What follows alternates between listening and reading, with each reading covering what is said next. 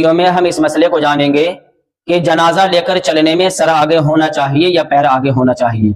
मसला जानने से पहले हम अपनी हर वीडियो की तरह इस वीडियो में भी अपने तमाम ही भाइयों से मुअद्दबाना गुजारिश करते हैं कि अगर वो बेहतर समझें और इल्म दीन हासिल करना चाहें, जो मसाइल हम आप हजरात तक पहुंचा रहे हैं, इन मसाइल को सीखना चाहें तो वो हमारे चैनल को सब्सक्राइब कर लें और वीडियो को ज्यादा से ज्यादा शेयर कर दिया करें, ताकि ये मसाइल, ये दीनी मालूमात हमारे अपनों तक पहुंचती रहें और वो भी इन मसाइल को सीख कर फैज़याब होते रहें और अपने इल्म में इजाफा करते रहें।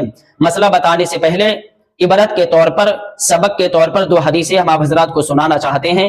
हदीसों के एक एक जुमले पर हम आप हजरात की भरपूर तवज्जो चाहेंगे। तो पहली हदीस पाक सुने कि बगैर इल्म के लोगों को मसला बताकर लोगों को गुमराह करना और झूठ बोलकर लोगों को धोखा देना नाजायज़ गुनाह है। ये आप हजरात ने सुन लिया। अब सुने हदीस पाक। रसूल अकरम रहमत आलम सल्लल्लाहु तबारक व तआला अलैहि वसल्लम इरशाद फरमाते हैं, जो बगैर इल्म के लोगों को मसाइल शरइया बताता है, जमीन और आसमान के फरिश्ते उस पर लानत भेजते हैं। ये एक हदीस पाक हो गई। अब सुनिए दूसरी हदीस पाक।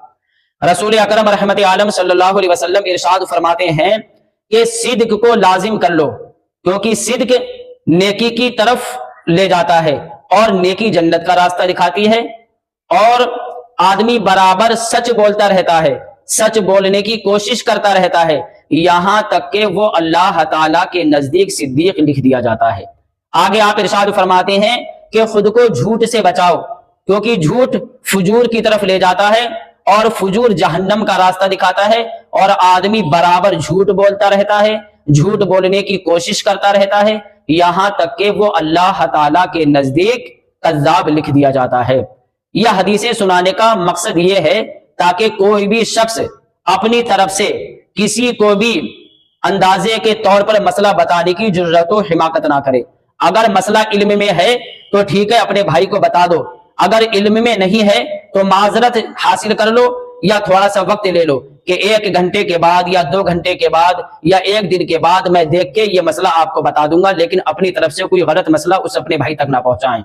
ये बात क्लियर हो गई। अब आ जाइए उस मसले की तरफ कि जनाजा लेकर चलने में सर आगे होना चाहिए या पैर आगे होना चाहिए। ये जो हदीसें हमने आपको सुनाई हैं वो इन्हीं बातों से जुड़ी हुई हैं, क्योंकि ये बात हमारे सामने एक बार आ चुकी है।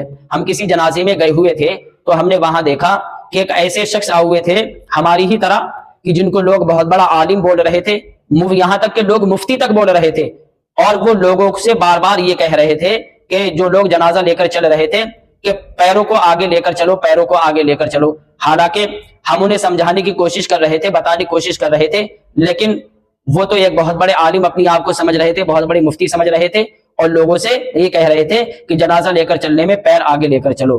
तो असल में मसला ये है कि जनाजा लेकर चलने में सर आगे होना चाहिए, सर आगे होना चाहिए। अब हो सकता है कोई आपके जहन को जो है मुंतशिर करने की कोशिश करे या कोई आपके जहन में फसाद पैदा करने की कोशिश करे, तो वो ये कह दे कि जनाजा जब पश्चिम से पूरब की जानिब लेकर जाएं तो पैर आगे होना चाहिए, या जनाजा जब पूरब से पश्चिम की जानिब लेकर जाएं तो सर आगे होना चाहिए। मेरे अजीजों, ऐसा कुछ भी नहीं है।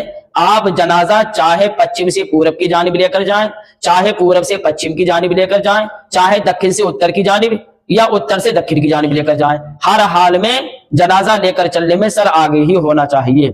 ये मसला आप हजरात को समझ आ गया होगा आसानी से। अल्लाह ताला मुसलमानों को दीन